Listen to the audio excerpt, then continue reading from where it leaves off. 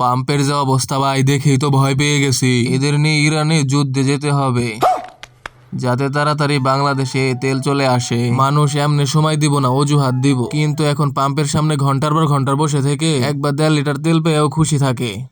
এদিকে হঠাৎ করে আমার বন্ধুর সাথে দেখা। আমার বন্ধুরও একই অবস্থা, তেল লাগবো।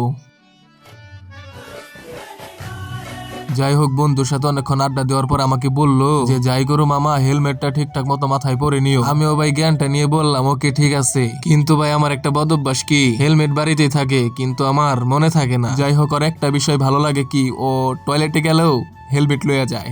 এরপর বন্ধুরেও বিদায় দিলাম, আমিও টুকটুকে বাড়ি চলে আসলাম। হেলমেট পরার অভ্যাসটা করতে হবে। আর আপনারা যারা বাইক চালান একটু সাবধানে বাইক চালাবেন, কারণ ভাই জীবন একটাই, জীবন গেলে আর ফিরে আসবে না। জানি না আজকের এই ভিডিওটা কেমন হলো, কিন্তু ঈদের দাওয়াত রইলো।